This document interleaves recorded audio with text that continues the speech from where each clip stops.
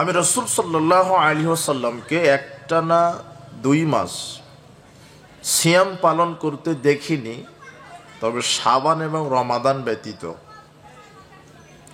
উল্লেখিত হাদিস প্রমাণ করে রাসূল সাল্লাল্লাহু আলাইহি ওয়াসাল্লাম গোটা শাবান মাসটা সিয়াম রেখেছেন, 2-1টা ব্যতীত। ওসামা ইবনে জায়েদ রাদিয়াল্লাহু তাআলা আনহু তিনি বলেন, আমি রাসূল সাল্লাল্লাহু আলাইহি ওয়াসাল্লামকে বললাম, লাম আরাকা তাসুমু শাহরাম মিনাশ শুহরি মা তাসুমু মিন শাবান। ইয়া রাসূলুল্লাহ, শাবান মাসে আপনাকে যতটা বেশি সিয়াম রাখতে দেখি, অন্য মাসে আমি এত সিয়াম পালন করতে আপনাকে দেখি না, তো কেন? তখন রাসূল সাল্লাল্লাহু আলাইহি ওয়াসাল্লাম বলছেন, হুয়া শাহরুন, এটা এমন একটি মাস, ইয়াগফুলুন নাসু, মানুষ এই মাসে বেশি গাফেল থাকে, বাইনা রজব রমাদান, রমাদান এবং রজবের মাঝখানের মাস হলো শাবান মাস। রমাদান এবং রজবের মাঝখানের মাস হলো শাবান মাস। এই জন্য এই মাসেই মানুষ বেশি গাফেল থাকে। অথচ এই মাস এমন একটি মাস, তুরফাউল আমালু ফিহি ইলা রাব্বিল আলামিন, এই মাসে বান্দার 1 বছরের যত আমল, এই বাৎসরিক 1 বছরের আমলের রিপোর্ট ফেরেশতারা আল্লাহর কাছে এই মাসে উপস্থাপন করে। ফাউহিব্বু আয়ুরাদা আমালি ওয়ানা সায়েম, আর আমি এটা পছন্দ করি যে এই মাসে আমি বেশি বেশি সিয়াম থাকব। তাহলে কি হবে? যাতে করে আমার সিয়াম থাকা অবস্থায় ফেরেশতারা আমার আমল নামাটা আল্লাহর সামনে পেশ করে। তাহলে কি হবে? আল্লাহ সুবহানাহু ওয়া তাআলা আমার আমল নামা দেখে আমার প্রতি বেশি সহনশীল হবেন, দয়াবান হবেন, পাপ ক্ষমা করবেন। অত্র হাদিস এটাই শিক্ষা দেয়।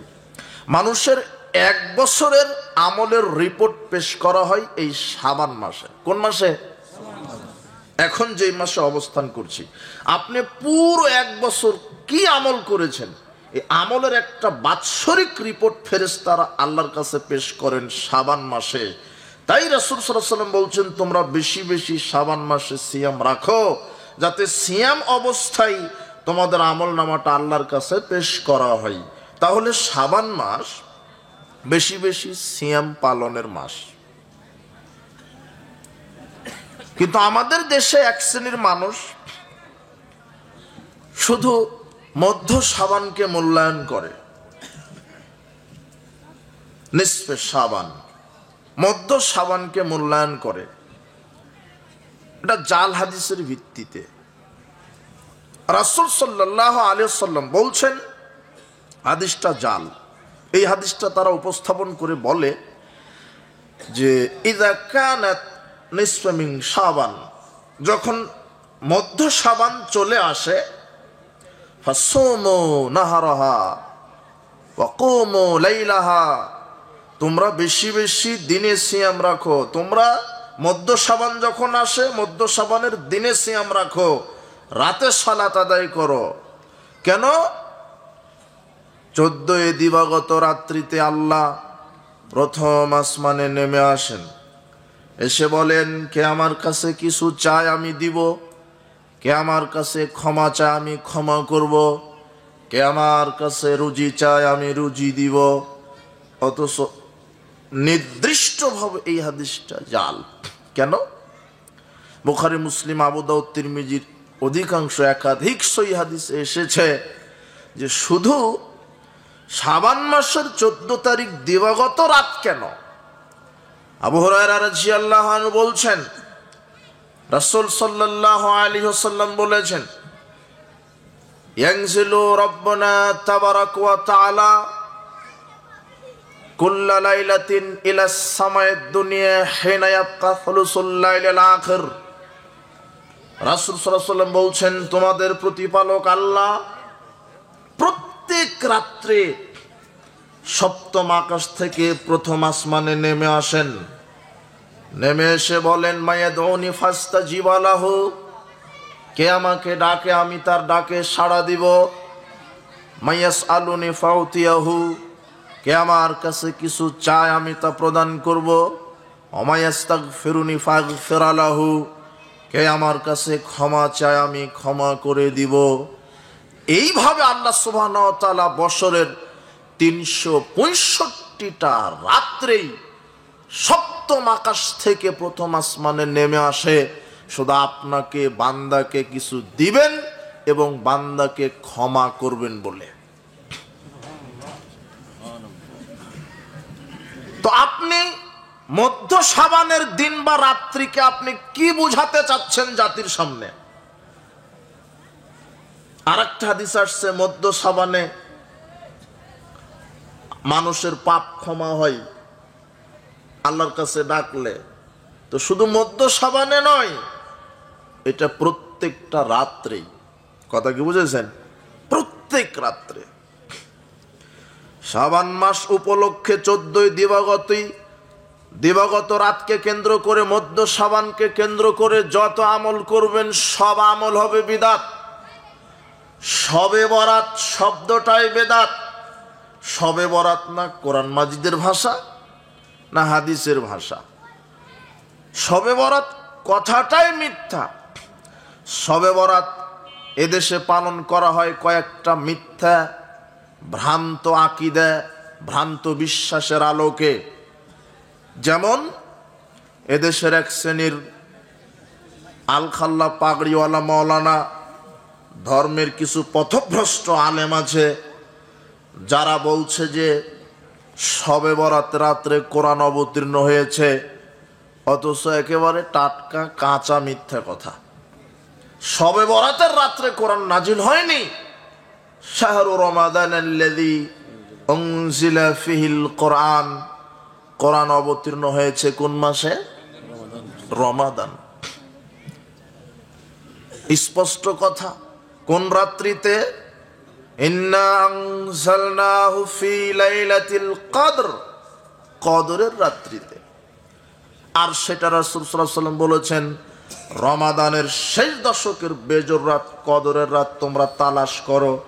তাহলে আয়াত এবং হাদিস দ্বারা স্পষ্ট কোরআন অবতীর্ণ হয়েছে কোন মাসে?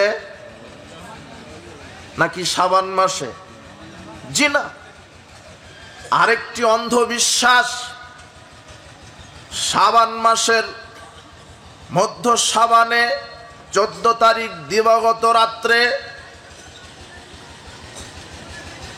মানুষের 1 বছরের তাকদির নির্ধারণ করা হয়। এই রাত্রে পৃথিবীতে যাদের স্বামী মারা গেছে তাদের রূহ বাড়িতে চলে আসে। এটা হলো এই দেশের এক শ্রেণীর মানুষের ভ্রান্ত আকীদা। এই জন্য বিধবা নারীরা 14ই দিবাগত রাত্রি শবে বরাতের রাত্রে মোমবাতি আগরবাতি জ্বালিয়ে সুগন্ধি ছিটিয়ে যেই ঘরে তার স্বামী মারা গেছে সেই ঘরে অজুর পানিটা রেখে দেয়। বিশ্বাস কি?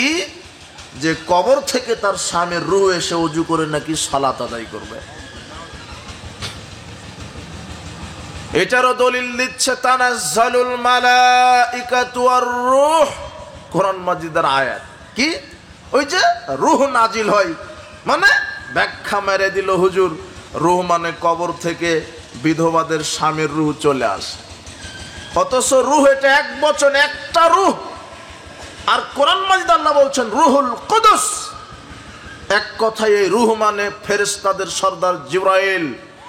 জিবরিল এই রাত্রে হাজারো লক্ষ কোটি ফেরেশতা নিয়ে নাজিল হয়, শান্তি প্রশান্তি আল্লাহর পক্ষ থেকে নিয়ে আসেন। কতক্ষণ পর্যন্ত থাকেন তারা? মাতলাইল ফজর, ফজর উদয় হওয়া পর্যন্ত। এটা হলো সালাফ সহি আকীদা মানহাজের কথা। কিন্তু উদ্ভট, বিকৃত, পরিবর্ধিত ব্যাখ্যা করে অন্ধবিশ্বাস জাতির ভিতরে ঢুকিয়ে দেওয়া হয়েছে। শবে বরাতকে কেন্দ্র করে যত অনুষ্ঠান করা হয় সবই পাপের অনুষ্ঠান। শবে বরাতের নামে আপনি হালুয়া রুটি করেন, শবে বরাতের রাত্রে সালাতুল আলফিয়া 100 রাকাত সালাতের প্রতিযোগিতা করে। প্রত্যেক রাকাতে 10 বার করে নাকি ইখলাস পাঠ করতে হয়। শবে বরাতের রাত্রে যদি কেউ গোসল দেয়, প্রত্যেকটা লোমকূপ ভিজার ফজিলত তারা আবিষ্কার করেছে। একটা লোমকূপ ভিজাতে পারলে নাকি 70,000 ফেরেশতা তার জন্য দোয়া করবে। কি ফজিলত! শবে বরাতকে কেন্দ্র করে এই ফজিলত। এই জন্য গোসল দেয়, তেল মাখে, জায়নামাজ নিয়ে তারা মসজিদে গিয়ে 100 রাকাত সালাতের প্রতিযোগিতা করে। অথচ যে 100 রাকাত সালাতের প্রতিযোগিতা করে, এ বিগত দিনগুলিতে 1 ওয়াক্ত 5 ওয়াক্ত ফরজ সালাতের আদায় করে না। এমনকি ওই রাত্রে ফজরের সালাতটা আদায় করে না। 100 রাকাত পড়তে পড়তে ক্লান্ত হয়ে যায়, বাড়িতে গিয়ে ঘুমিয়ে যায়, ফজরের সালাতটা কাজা হয়ে যায়। বলছিলাম এই জন্য এই ভ্রান্ত আকীদা, ভ্রান্ত বিশ্বাস, এগুলি থেকে, এই শবে বরাত, এই শাবান মাসের ভ্রান্ত আমলগুলি থেকে বিরত থাকতে হবে। আর একটা কি বিশ্বাস? মানুষের তাকদির লিপিবদ্ধ করা হয়। জিনা তাকদির লিপিবদ্ধ হয়ে গেছে। রাসূল সাল্লাল্লাহু আলাইহি ওয়াসাল্লাম বলছেন, কাতাবাল্লাহু মাকাদিরাল খালাইক ক্বাবলা ইয়াখলুকাস সামাওয়াতি ওয়াল আরদ বি50 আলফা সানা। আকাশ জমিন ও সৃষ্টির 50,000 বছর পূর্বে আল্লাহ সৃষ্টি জগতের তাকদির লিখে ফেলেছেন। তাকদির নতুন করে লেখা হয় না, নতুন করে লেখা হয় না। তাকদির লেখা হয়ে গেছে, খাতা বন্ধ হয়ে গেছে, কলমের কালি শুকিয়ে গেছে। তাকদির কত বছর পূর্বে নির্ধারণ করা আছে আপনার? আকাশ জমিন 50,000 বছর পূর্বের। এগুলি ভ্রান্ত অন্ধবিশ্বাস থেকে আপনাকে বিরত থাকতে হবে। শাবান মাসে আপনার একটা মৌলিক আমল, সেটা বেশি বেশি নফল সিয়াম পালন করা। কি? শুধুমাত্র যারা শবে বরাতের নিয়তে একটা দিন 15 শাবান সিয়াম রাখবে, নিশ্চিত তার নেকির বদলে সে পাপ কাজ করবে। শবে বরাতের নিয়তে আপনি যা করবেন সবই হবে বেদাত। এই জন্য সাবধান। আপনি শাবান মাসে 1 থেকে 15, 16, 18টা সিয়াম রাখেন। রাসূল সাল্লাল্লাহু আলাইহি ওয়াসাল্লাম বলেছেন, তোমরা শাবানের অর্ধেক পর্যন্ত সিয়াম রাখো, প্রস্তুতি নাও রমাদানে যেন সিয়াম রাখতে পারো। তার ট্রেনিং এর মাস হচ্ছে এই শাবান মাস। বেশি বেশি শাবান মাসে সিয়াম রাখতে হবে। এগুলি হচ্ছে নফল সিয়াম। বলছিলাম নফল সিয়ামের অনেক মর্যাদা। নফল সিয়াম আপনি রাখেন, অভ্যস্ত হন, অভ্যাস করেন। নফল সিয়াম রাখার জন্য আপনি অভ্যাস করেন। আর নফল সিয়াম কি? যখন শাবান মাস আসবে তখন বেশি বেশি 10টা, 5টা, 7টা, 15টা সিয়াম রাখবেন। শুধু শবে বরাতের নিয়তে একটা সিয়াম রাখলে পাপ হবে। বেশি বেশি সিয়াম রাখেন। আর নফল সিয়াম কি? রাসূল সাল্লাল্লাহু আলাইহি ওয়াসাল্লাম বলছেন, সালাসুন মিন কুল্লি শাহরিন, প্রত্যেক মাসের, প্রত্যেক আরবি মাসের 3টা সিয়াম, এটা নফল সিয়াম। প্রত্যেক আরবি মাসের 3টা সিয়াম, এটা নফল সিয়াম। প্রত্যেক আরবি মাসের 13, 14, 15, এই প্রত্যেক আরবি মাসের 3টা সিয়াম, এটা আইয়ামে বীজের সিয়াম। প্রত্যেক মাসে 3টা করে সিয়াম রাখেন। আল্লাহর নবী বলছেন, রমাদান ইলা রমাদান কানা কাসিয়ামিদ দাহরে। রাসূল বলছেন, কেউ যদি প্রত্যেক আরবি মাসের 13, 14, 15 সিয়াম রাখে, সে যেন 360টা সিয়ামই রেখে দিল। আল্লাহর নবী বলছেন, 1 সিয়াম সমান 10 গুণ নেকি। 1 সিয়াম যদি কেউ রাখে, আল্লাহ তাকে 10টা সিয়ামের নেকি দিবেন। আর প্রত্যেক মাসে 3টা রাখলেন, তার মানে 3 × 10 = 30। তাহলে 1 মাস সমান 30টা সিয়াম, 12 মাস সমান 360টা সিয়াম। এই জন্য আল্লাহর নবী বলছেন, যে ব্যক্তি প্রত্যেক আরবি মাসের 3টা করে সিয়াম রাখলো, সে যেন 360 দিনই সিয়াম রাখলো। এই জন্য নফল সিয়াম বেশি বেশি রাখার চেষ্টা করেন। এরপরে সিয়াম আছে জিলহজের সিয়াম। হাফসা রাদিয়াল্লাহু তাআলা আনহা তিনি বলছেন, আরবাউন লাম ইয়াকুন্না ইয়াদাউহুন্না নবী সাল্লাল্লাহু আলাইহি ওয়াসাল্লাম, লাম ইয়াকুন ইয়াদাউন নবী সাল্লাল্লাহু আলাইহি ওয়াসাল্লাম, রাসূল সাল্লাল্লাহু আলাইহি ওয়াসাল্লাম চারটা জিনিস কখনো ছাড়তেন না। রাসূল সাল্লাল্লাহু আলাইহি ওয়াসাল্লাম চারটা জিনিস কখনো তার জীবনে ছাড়েননি। এক, সিয়ামা আশুরা, আশুরার সিয়াম। দুই, ওয়ালা আশরা, জিলহজের 1 থেকে 9 তারিখ পর্যন্ত সিয়াম। জিলহজের 1 থেকে 9 তারিখ পর্যন্ত সিয়াম। এই সিয়াম রাসূল সাল্লাল্লাহু আলাইহি ওয়াসাল্লাম তার জীবনে ছাড়েননি। তিন, ওয়া সালাসাতা আইয়ামিন মিন কুল্লি শাহরিন, প্রত্যেক আরবি মাসের 3টা সিয়াম 13, 14, 15 তিনি কোনোদিন ছাড়েননি। চার, রাকআতাইনে ক্বাবলাল ফজর, ফজরের পূর্বের 2 রাকাত সুন্নাত সালাত তিনি তার জীবনে ছাড়েননি। সফরে থাকুক আর মুকিম অবস্থায় থাকুক, তিনি ফজরের 2 রাকাত সুন্নাত সালাত ছাড়েননি।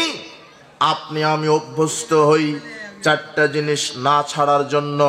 খুব বরকতপূর্ণ, ফজিলতপূর্ণ এই 4টা আমল বলছিলাম। এর মধ্যে নফল সিয়াম আপনার আছে জিলহজের প্রথম দশকের সিয়াম, এই 1 থেকে 9 তারিখ সিয়াম।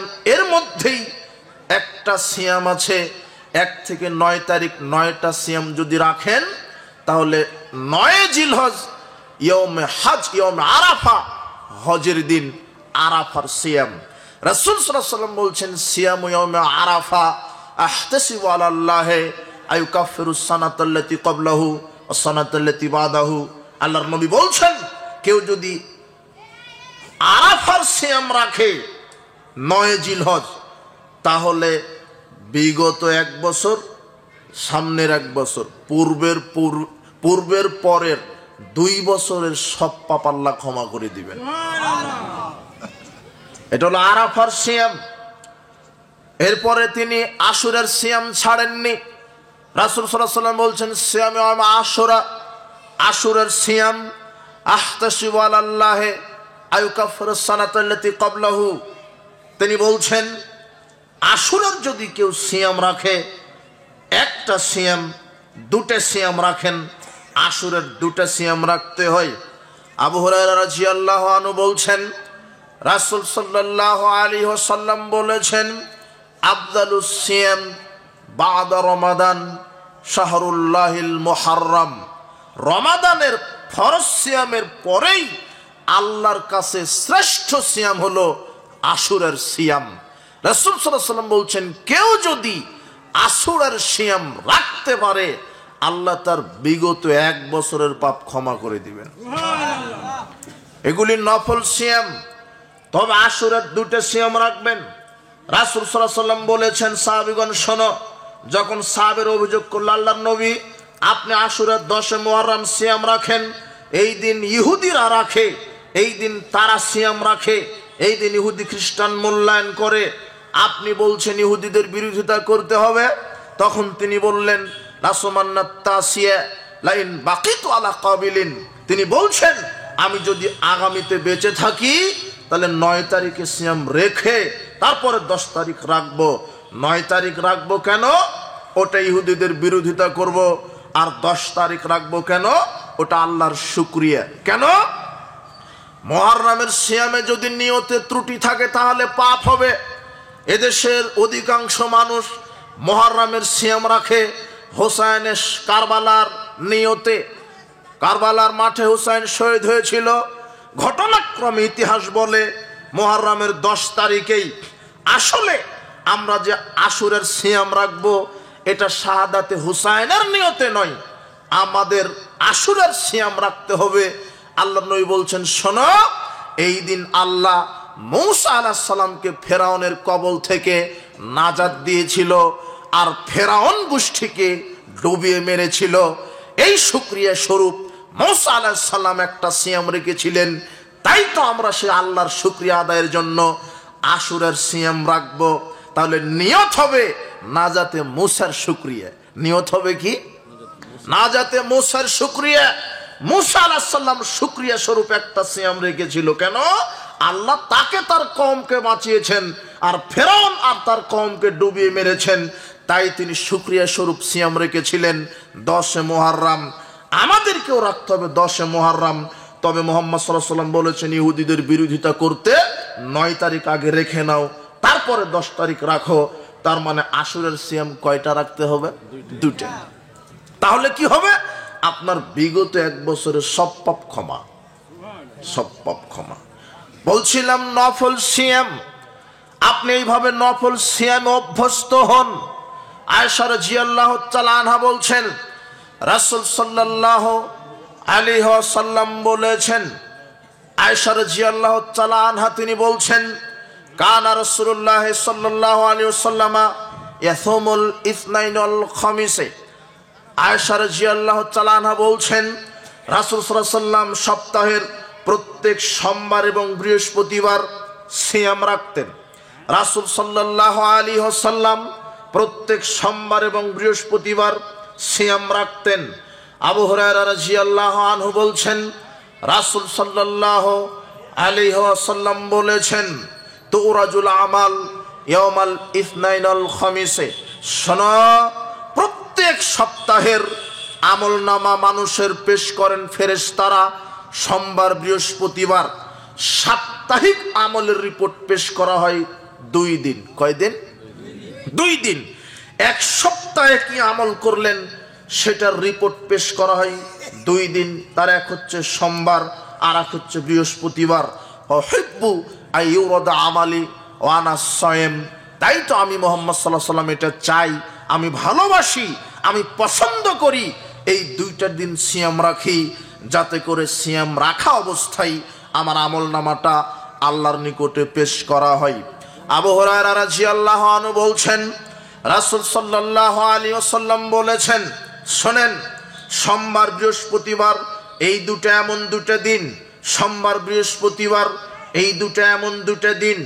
আল্লাহর নবী বলছেন তুফতাহু আবওয়াবিল জান্নাহ ইয়াউমাল ইসনাইন ওয়াল খামিসে। শোনো, আল্লাহ সুবহানাহু ওয়া তাআলা প্রত্যেক সপ্তাহের সোমবার এবং বৃহস্পতিবার জান্নাতের সব দরজা খুলে দেন। জান্নাতের সব দরজা খোলা হয় সোমবার এবং বৃহস্পতিবার। ইগফারু লিকুল্লি আবদিন।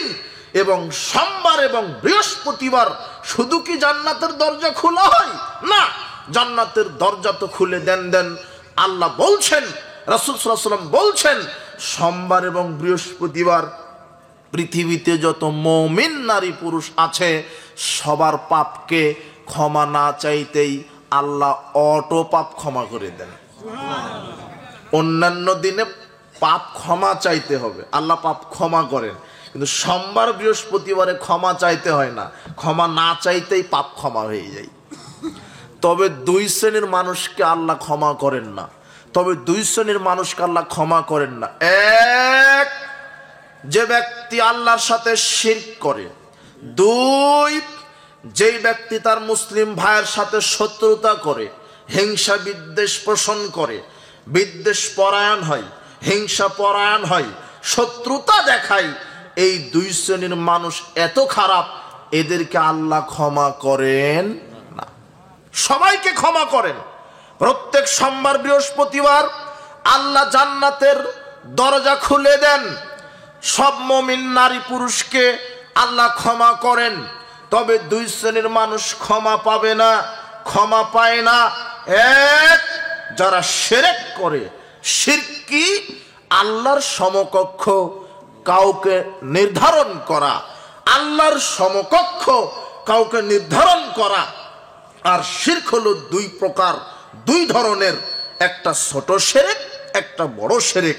যদি জীবনে বড় শিরক ঘটে যায় তাহলে আপনার ঈমান কেটে যাবে, ইসলাম বাতিল হবে। যদি জীবনে বড় শিরক ঘটে যায় আপনার জীবনে আমল বাতিল হবে, ঈমান বাতিল হবে, ইসলাম বাতিল হবে। বড় শিরক কি?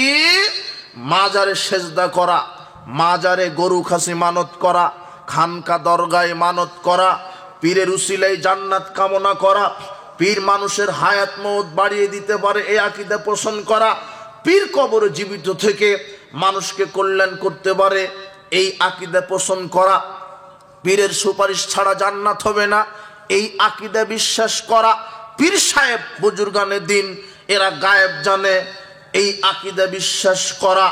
পীরের দরগায় মানত করলে বিপদ কেটে যায়, বালা মুসিবত দূর হয়, এই আকীদা পোষণ করা। পীর সাহেবের মাজারে পীরের দরগায় মানত করলে বা পীরের কোনো কিছু দেওয়া, কিছু খেলে, অথবা পীরের কাছে সন্তান চাইলেই স্ত্রীর পেটে বাচ্চা চলে আসে, এই আকীদাগুলি শিরক, এগুলি বড় বড় শিরক। যদি জীবনে এগুলি ঘটে যায় তার ইসলামই বাতিল। তার কি বাতিল? ইসলাম।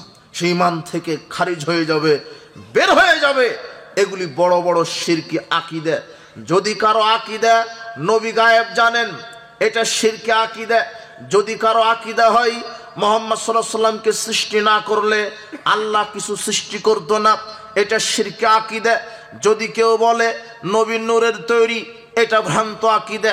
যদি কেউ বলে মুহাম্মদ সাল্লাল্লাহু আলাইহি সাল্লাম জীবিত আছেন, জিন্দা নবী, হায়াতুন নবী, এটা শিরকি আকীদা। শোনেন, যদি কেউ বলে যার পীর নাই তার পীর শয়তান, পীরের মুরিদ হওয়া ফরজ, এ হলো ভণ্ড। এগুলি হলো ভ্রান্ত আকীদা। যে বলে আল্লাহ নিরাকার, এটা ভ্রান্ত আকীদা। আল্লাহর আকার আছে, আল্লাহ তার নিজের পরিচয় কোরআন মাজিদে নিজে দিচ্ছেন এইভাবে, ইয়া ইবলিস মা মানাকা আন তাসজুদা লিমা খালাকতু বিয়াদাইয়া। ইবলিস, আমি যে আদমকে আমার 2 হাত দিয়ে সৃষ্টি করলাম, তাকে সেজদা দিতে তোকে কিসে বাধা দিল? আল্লাহর কয়টা হাত আছে? 2টা। কোরআন মাজিদের আয়াত। নূহ আলাইহিস সালামকে বলছেন, হে নূহ ওয়াসনাইল ফুলকা বিআয়ুনিনা, নূহ তুমি আমার চোখের সামনে নৌকা তৈরি করো। তাহলে আল্লাহর কি আছে? ফাম্মান্নার ফালাতামতালু হাত্তা জাল্লা রিজলাহু, বিচার মাঠে জাহান্নামে অনবরত মানুষ ঢুকাবেন। এরপর আল্লাহ জাহান্নামকে বলবেন, হালিম তাআলাক, জাহান্নাম তুমি পূর্ণ হয়েছ, তুমি কি পরিপূর্ণ হয়েছ? জাহান্নাম বলবে, হাল মিন মাজিদ, আর কি কিছু আছে? তখন আল্লাহ তার পা ঢুকিয়ে দিবেন জাহান্নামে, তখন জাহান্নাম খাটো হবে। বলেন তো আল্লাহ কি থাকলো? কোরআন হাদিস আপনাকে হুবহু স্পষ্ট ব্যাখ্যায় আপনাকে বিশ্বাস করতে হবে। আল্লাহর চোখ আছে, হাত আছে, পা আছে, এগুলি বলেছেন আল্লাহ নিজে। এগুলি এক একটা আল্লাহর সিফাত। এগুলি যারা বিকৃত করবে, পরিবর্তন করবে, তারা কাফের, তারা মুশরিক। আমাকে সঠিক আকীদা পোষণ করতে হবে। এটাই হলো সঠিক আকীদা, এটাই হলো সঠিক মানহাজ। যদি কেউ বলে আল্লাহ নিরাকার, তার আকীদা নষ্ট, পচে গেছে, তার ঈমান নষ্ট হবে। যদি কেউ বলে আল্লাহ সর্বত্র সত্যগতভাবে বিরাজমান, তাহলে সে কাফের হয়ে গেছে, তার আকীদা নষ্ট হয়ে গেছে। আর রহমান আলাল আরশি ইস্তাওয়া, রহমান দয়াবান আল্লাহ আরশে উঠেছেন, আরশে সমুন্নত হয়েছেন, তিনি সত্যগতভাবে থাকেন আরশে। আর দৃষ্টি, এলেম তার শক্তিগতভাবে থাকেন সব জায়গাতে। এটাই সঠিক আকীদা। যদি কেউ বলে সত্যগতভাবে সব জায়গাতে থাকে, তাহলে এটা ভ্রান্ত আকীদা। বলছিলাম এই শিরকি আকীদা থেকে বিরত থাকবেন। বিশ্বাস করেন পৃথিবীতে কোনো জীবিত পীর হোক অথবা মরা পীর হোক, মানুষের ভালো মন্দ করার অধিকার কারণ নেই। ভালো আল্লাহর পক্ষ থেকে আসে, খারাপ আল্লাহর পক্ষ থেকে আসে। কল্যাণ অকল্যাণ, লাভ ক্ষতি, বিপদ বালা মুসিবত আল্লাহর পক্ষ থেকে আসে। আল্লাহ আমাদের নবী মুহাম্মদ সাল্লাল্লাহু আলাইহি সাল্লামকে বলছেন, ওয়ায়ামসাসকাল্লাহু বিদুররিন ফালা কাশিফা লাহু ইল্লাহু ওয়া ইউরিদুকা বিখাইরিন ফালা রাদ্দা লিফাদলি। মুহাম্মদ, আমি যদি তোমার অকল্যাণ করি, পৃথিবীর কারো ক্ষমতা নেই তোমাকে কল্যাণ দেওয়ার। আমি যদি তোমার ক্ষতি চাই, পৃথিবীর কারো ক্ষমতা নাই তোমার উপকার করার। আর আমি যদি তোমাকে উপকার করতে চাই, পৃথিবীর কোনো শক্তি নাই তোমার ক্ষতি করার। লাভ ক্ষতি, কল্যাণ অকল্যাণের মালিক কে? আল্লাহ। আব্দুল্লাহ ইবনে আব্বাস রাদিয়াল্লাহু আনহু বলছেন, কুনতু খালফা রাসূলিল্লাহ সাল্লাল্লাহু আলাইহি ওয়াসাল্লাম যাতা ইয়াউমিন, একদা আমি রাসূল সাল্লাল্লাহু আলাইহি ওয়াসাল্লামের পিছনে ছিলাম, সম্ভবত কোনো বাহনের উপরের পিছনে। রাসূল সাল্লাল্লাহু আলাইহি ওয়াসাল্লাম আমাকে বললেন, ইয়া গোলাম আলা উআল্লিমুকা বিকালিমাত, আমি তোমাকে কয়েকটা বাক্য শিখিয়ে দিই, ইহফাজিল্লাহ, সেগুলি হেফাজত করো। তুমি আল্লাহর বিধানকে হেফাজত করো, ইয়াহফাজকা, তাহলে আল্লাহ তোমাকে হেফাজত করবেন। ইহফাজিল্লাহ, তুমি আল্লাহর তাওহীদকে হেফাজত করো, তা জিদহু জাহাক, তাহলে আল্লাহকে তুমি সব সময় পাশে পাবে, আল্লাহ তোমাকে তোমার কর্মে সাহায্য করবে। তোমাকে আর একটা বাক্য শিখিয়ে দিই, কি?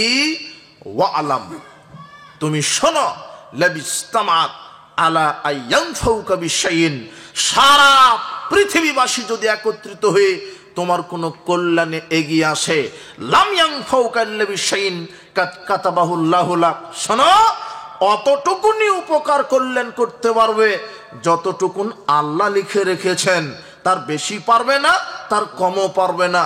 ওয়ালা বিস্তামাউ, এবার যদি সারা পৃথিবীবাসী একত্রিত হই, আলা ইয়াদুররুকা বিশাইইন, তোমার কোনো অকল্যাণ করার জন্য, কোনো ক্ষতি করার জন্য, লাম ইয়াদুররুকা ইল্লা বিশাইইন কাদ কাতাবাহুল্লাহু আলাইক, শোনো, অতটুকুনি অকল্যাণ ক্ষতি করতে পারবে যতটুকুন আল্লাহ লিখে রেখেছেন।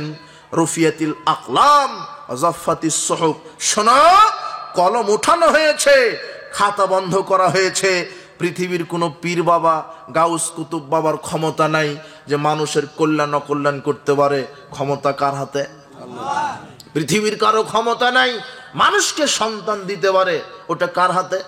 আল্লাহ বলছেন, ইয়াখলুকু মাইয়াশা, আমি যাকে ইচ্ছা তৈরি করি। ইহাবলি মাইয়াশাউ ইনাসা ওয়া ইয়াহাবলি মাইয়াশাউ যুকুর, আমি যাকে ইচ্ছা ছেলে দেই, যাকে ইচ্ছা মেয়ে দিই, আরে যাকে ইচ্ছা ছেলে মেয়ে উভয় দিই। ওয়া ইয়াজালু মাইয়াশাউ আকিমা, যাকে ইচ্ছা আমি বন্ধ করে রাখি, কিছুই দেই না। এই ক্ষমতা কার? আল্লাহ। এই জন্য কবর খানকায় মাজারে মানত করা শিরক, কবর খানকা মাজারে সেজদা দেওয়া শিরক, এগুলো পূজা করা শিরক, পীর পূজা শিরক, কবর পূজা শিরক, ছবি মূর্তিকে মূল্যায়ন করা শিরক, এগুলি বড় বড় শিরক। যদি আপনার জীবনে ঘটে যায়, আপনার ঈমান নষ্ট হবে, আমল বাতিল হবে, ইসলাম থেকে বের হয়ে যাবেন। এরপর আপনাকে বলি, তাবিজ ঝুলানো বড় শিরক। কেউ যদি বিশ্বাস করে তাবিজ ঝুলালে রোগ ভালো হয়, তাবিজ ঝুলিয়ে রাখলে বালা মুসিবত কেটে যায়, তাহলে সে ইসলাম থেকে বের হয়ে গেছে। শোনেন, উকবা ইবনে আমির রাদিয়াল্লাহু আনহু বলছেন, আকবালা ইলাইহি রাহতুন ইলান নবী সাল্লাল্লাহু আলাইহি সাল্লাম, 10 জন ব্যক্তি মুহাম্মদ সাল্লাল্লাহু আলাইহি সাল্লামের কাছে আসলেন ইসলাম কবুল করবেন বলে। বায়াতি সাতা নাম সাকানা হেদিন, আল্লাহর নবী 9 জনকে ইসলাম কবুল করালেন, একজনকে ইসলাম কবুল করালেন না। তখন সাহাবীগণ বললেন, ইয়া রাসূলুল্লাহ, বায়াতা তিসআতান ওয়া তারাকতা হাযা, আপনি 9 জনকে ইসলামের উপরে বায়াত দিলেন আর একজনকে ছেড়ে দিলেন, মানে কি অপরাধ? তখন তিনি বলছেন, শোনো সাহাবীগণ, ইন্না আলাইহি তামিমা, এই ব্যক্তির শরীরের ভিতরে তাবিজ আছে। ফাদ খালা ইয়াদাহু ফাকাতাহা, লোকটি এটা শোনার সাথে সাথে তাবিজ ছিঁড়ে ফেলে দিলেন। ফাবায়াহু, এরপরে তিনি রাসূল সাল্লাল্লাহু আলাইহি ওয়াসাল্লাম তাকে ইসলাম কবুল করিয়ে দিলেন। তারপরে তিনি বললেন, শোনো, মান আলাকা তামিমা ফাকাদ আশরাকা, যে ব্যক্তি তাবিজ ঝুলালো সে শিরক করলো, যে ব্যক্তি তাবিজ ঝুলালো সে শিরক করলো। আশ্চর্য কথা, এই হাদিস জাতি কবে বুঝবে? এদেশের আলেম ওলামা কবে হাদিস বুঝবে? আশ্চর্য কথা, শরীরের ভিতরে তাবিজ থাকা অবস্থায় একজন ব্যক্তি কালেমা শাহাদাত পাঠ করে মুসলমান হওয়ার যোগ্যতা রাখে না। শরীরে যদি তাবিজ থাকার কারণে একজন ব্যক্তি মুসলিম হওয়ার যোগ্যতা রাখে না, আর সেই দেশে দেশের এক শ্রেণীর হুজুরেরা সালাতের ইমামতি করে, আবার তাবিজও বিক্রি করে। ও মুসলমানই না, ইমাম আবার কখন হবে? সেই দেশে এক শ্রেণীর হাজী সাহেব তাবিজ হাতে কোমরে ঝুলিয়ে উমরা করতে যাই, তওয়াফ করতে যাই, হজ করতে যাই। ও মুসলমানই না, হজ কখন কবুল হবে? সাবধান, আগে আকীদাকে শিরক মুক্ত করেন। এগুলি বড় বড় শিরক, ছোট ছোট শিরক যদি ঘটে যায় তাহলে আমল নষ্ট হবে, কোনোভাবে ইসলামটা ঠিক থাকে। ছোট শিরক কি? কুলক্ষণ, আত্তাইরুতু শিরকুন, কুলক্ষণ গ্রহণ করা শিরক, কুলক্ষণ অশুভ ফল গ্রহণ করা শিরক। কুলক্ষণ মানে কোন নারীর মুখ দেখে উঠেছিলাম, কাজটা সফল হলো না, এই কথা বলা কুলক্ষণ। পিছন থেকে ডাকলে যাত্রা শুভ হয় না, এই কথা বলা কুলক্ষণ। স্বামীর নাম ধরে ডাকা যায় না, এই কথা বলা কুলক্ষণ। টিকটিকি ঠিক ঠিক করছে, কথা ঠিক, এটা হলো কুলক্ষণ। আপনি বাজারে যাওয়ার জন্য রেডি হয়েছেন, আপনার স্ত্রী বলছে অমুক লোক মারা গেছে, তখন বলছেন প্রথমেই মৃত্যুর খবর, তাহলে বাজারে যাব না, এটা কুলক্ষণ। সকালে দোকানের দ্বারের কাছে গেছেন, বাকি কিছু নেবেন, দোকানদার বলছে সকালে আমি বাকি জিনিস বিক্রি করব না। কেন? যদি প্রথমেই বাকি দিই সারাদিন বাকিতেই যাবে, এটা হলো কুলক্ষণ। যমজ দুটা কলা খেলে যমজ বাচ্চা হয়, এটা হলো কুলক্ষণ। সমাজে কত কুলক্ষণ আছে, এগুলি শিরক। রাত্রে ঘরের আবর্জনা ঝাড়ু দেওয়া যায় না, গাছ থেকে ফল পাতা পাড়া যায় না, স্বামী স্ত্রী অপবিত্র অবস্থায় কিছু করতে পারে না, এগুলি কুলক্ষণ। স্বামী এবং স্ত্রী অপবিত্র অবস্থায় ব্যবসা করবে, চাকরি করবে, কৃষি কাজ করবে, ভাত রান্না করবে, গোয়াল ঘর থেকে গরু বাহির করবে, সার্বিক দুনিয়াতে যত কাজ আছে সবই করবে, শুধু করবে না সালাত, শুধু করবে না কোরআন তেলাওয়াত, শুধু রাখবে না সিয়াম, এছাড়া সবই করতে পারে। এগুলি যদি আপনার জীবনে ঘটে থাকে, তাহলে আপনার বয়স যদি 80 বছর হয়, তাহলে 80 বছরের সব আমল আল্লাহ ডিলিট করে দিবেন। কোনোভাবে ইসলামটা, ইমানটা বেঁচে থাকবে। যদি ছোট শিরক হয়ে যায়, আমল কি হয়ে যাবে? বাতিল। আমি শিরকের ব্যাপারে আলোচনা করতে চাইনি, তবে ওই হাদিসটা বোঝাতে গিয়ে বললাম, সোমবার বৃহস্পতিবার জান্নাতের দরজা খোলা হয়, সবাইকে ক্ষমা করে দেন। 2 শ্রেণীর মানুষকে ক্ষমা করে না, তারা এক হলো মুশরিক।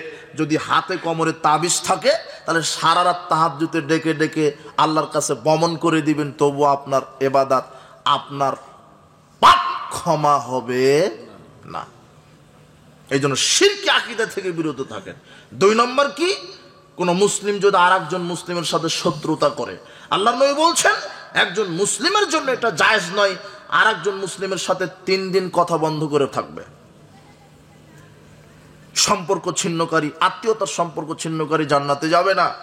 আজকে নিজের ভাইয়ের সাথে দ্বন্দ্ব, একটা সন্তান তার বাপের সাথে দ্বন্দ্ব, মাত্র 1 শতক জমি নিয়ে দ্বন্দ্ব, 10 বছর ধরে কথা নাই, আপন ভাইয়ের সাথে কথা নাই, সম্পর্ক ছিন্ন হয়েছে। এরা হজ যাকাত তাহাজ্জুদ দিয়ে জান্নাতে যাবে না। আজকেই রাত্রে ঘুমানোর আগে ভাইয়ের হাত ধরে বলবেন, ভাই যা হয়েছে হয়েছে, একত্রে কথা বলি, একসাথে থাকি, তাহলে জান্নাত হবে।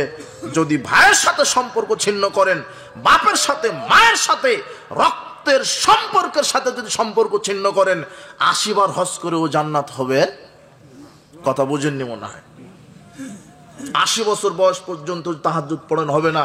লা ইয়াদখুলুল জান্নাতা কাতিউন, রক্তের সম্পর্ক ছিন্নকারী ব্যক্তি জান্নাতে যাবে না, এটা মুহাম্মদ সাল্লাল্লাহু আলাইহি ওয়াসাল্লাম বলছেন। আরে রক্তের সম্পর্ক বাদ দেন, প্রতিবেশীর কোন মুসলিম ভাইয়ের সাথে যদি আপনার শত্রুতা থাকে 3 দিন, আর এই অবস্থায় যদি মারা যান, আপনার উপরে আল্লাহ জান্নাতকে হারাম করে দিবেন। নিজের রক্তের সম্পর্ক বাদ দেন, প্রতিবেশীর সাথে যদি আপনার সুসম্পর্ক না থাকে, শত্রুতা থাকে, সম্পর্ক ছেদন করেন, হিংসা, অহংকার, অহমিকা, দাম্ভিকতা দেখিয়ে যদি চলেন, তাহলে এই অবস্থায় আল্লাহ আপনার পাপ ক্ষমা করবে না, জান্নাত হবে না। রাসূল সাল্লাল্লাহু আলাইহি ওয়াসাল্লাম বলছেন, কোন মুসলিম যদি আরেকজন মুসলিমের সাথে 1 বছর কথা বলা বন্ধ করলো, তাহলে সে এমন অপরাধ করলো যে সে যেন তাকে হত্যা করে ফেললো। সাবধান। 2 জন মুসলিম পরস্পর শত্রুতা থাকলে এদেরকে কে ক্ষমা করবে না? তবে আল্লাহ ফেরেশতাদেরকে বলে, শোনো, ওই যে মুশরিক লোকটা, একটু অবকাশ দাও। ওই যে 2 জন ভাই, ওরা শত্রুতা করেছে, একটু অবকাশ দাও। ওই মুশরিক লোক যদি তওবা করে তাওহীদকে গ্রহণ করে, আর এই 2 ভাই যদি একত্রিত হয়ে যায়, তাহলে আমি আল্লাহ এদের পূর্বেকার সব পাপ ক্ষমা করে দেব। শুধু কি তাই, সব পাপকে আমি আল্লাহ নেকি করে দিব। এই জন্য আজকে আপনার ভাইয়ের সাথে সম্পর্ক ঠিক রাখেন। আজকে আপনি আপনার ভাইয়ের সাথে সম্পর্ক যুক্ত করেন, সম্পর্ক ত্যাগ করবেন না। বলছিলাম যে নফল সিয়াম, আর কি আছে নফল সিয়াম? এইভাবে আপনি যত নফল সিয়াম আছে, এই সিয়ামগুলি রাখেন। সোমবার বৃহস্পতিবার, এরপরে মাসে 3টা সিয়াম, আশুরের সিয়াম, আরাফার সিয়াম, আইয়ামে বীজের সিয়াম, এরপরে জিলহজের প্রথম দশকের আমলগুলি বেশি বেশি 1 থেকে 9 তারিখ সিয়াম, তো নফল সিয়ামের ফজিলত কি?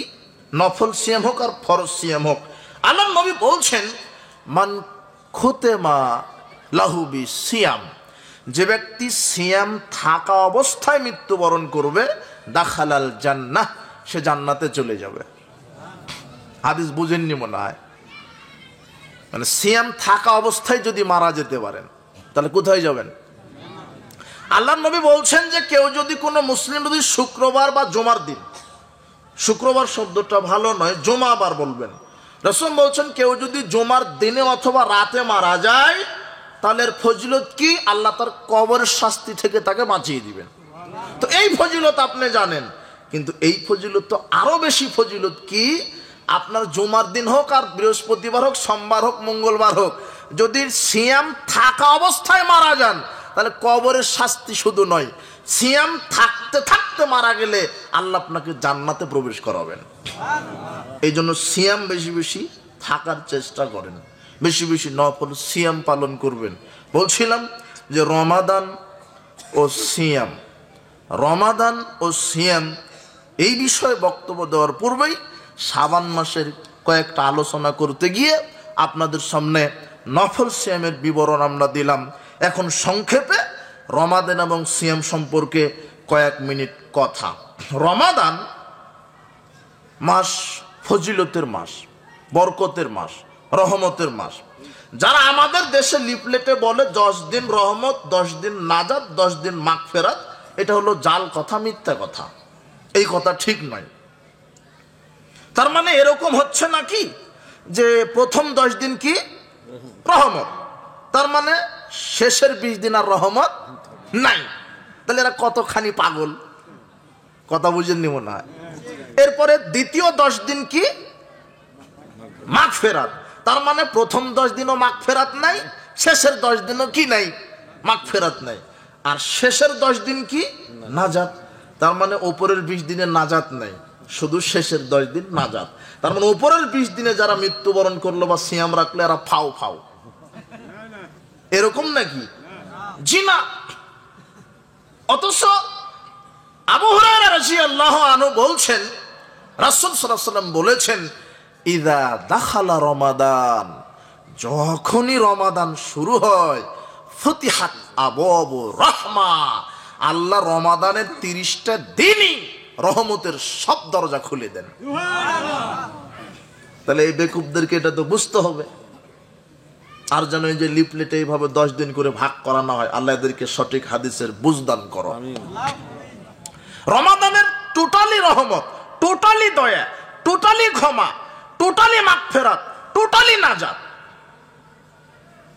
10 দিন করে ভাগ করলেন কেন? আল্লাহর দয়া অত সংকীর্ণ নয়, আল্লাহর নাজাত অত সংকীর্ণ নয়। দেখেন আবু হুরায়রা রাদিয়াল্লাহু আনহু বলেন রাসূল সাল্লাল্লাহু আলাইহি ওয়াসাল্লাম বলেছেন ইযা কানাত আউয়ালু লাইলাতিন মিন শাহরি রমাদান, রমাদানের প্রথম রাত্রি আসার সাথে সাথে কি হয়?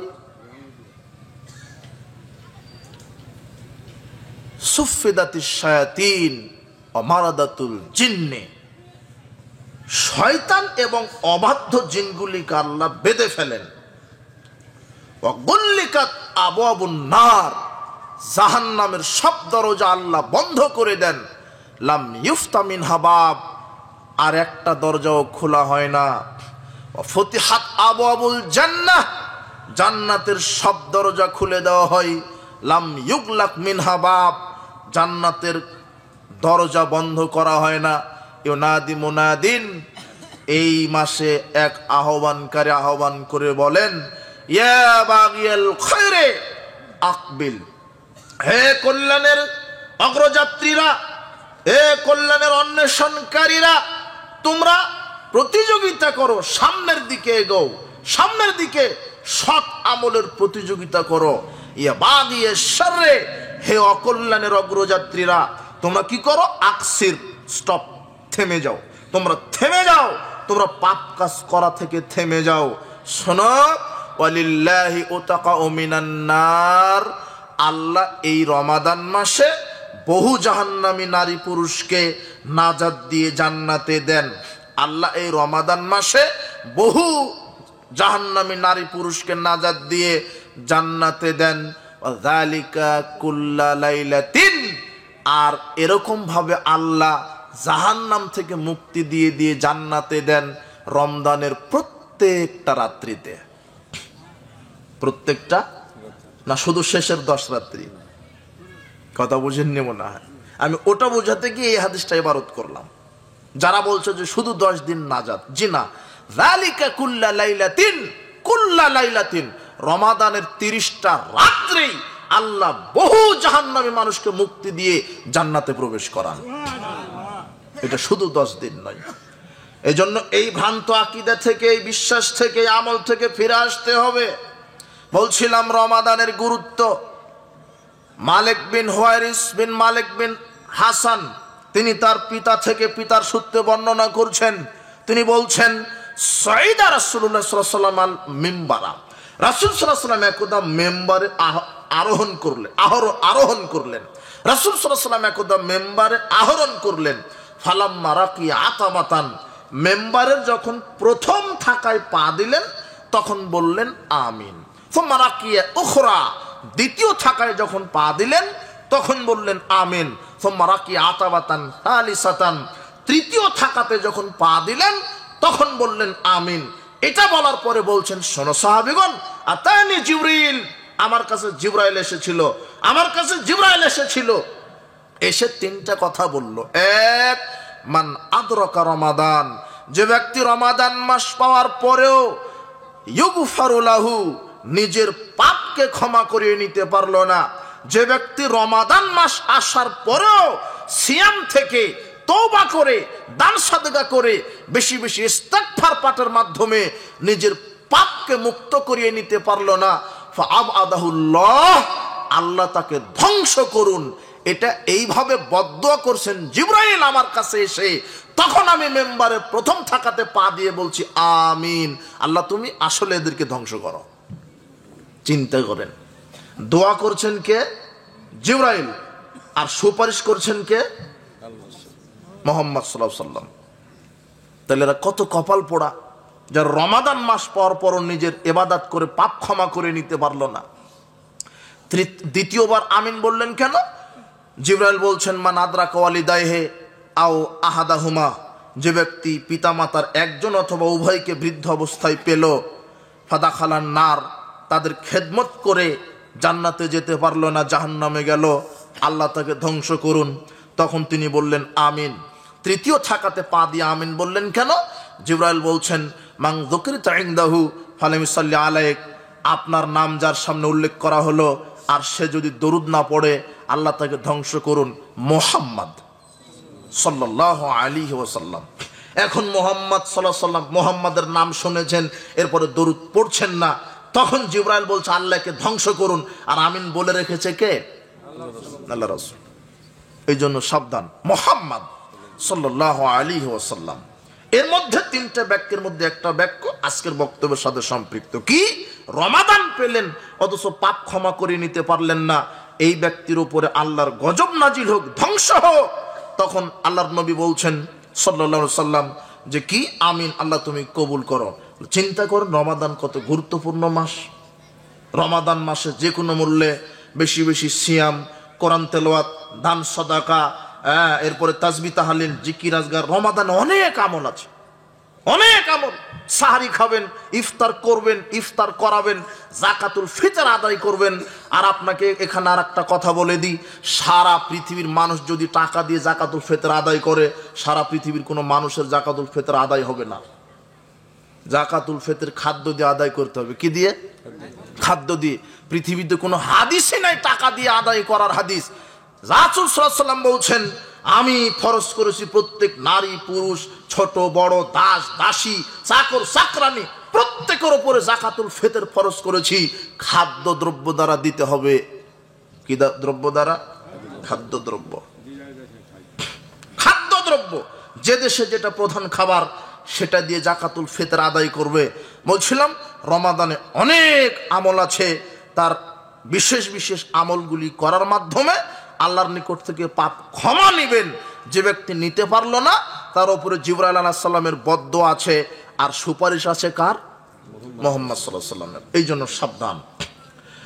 বলছিলাম সিয়ামের গুরুত্ব, ফজিলত।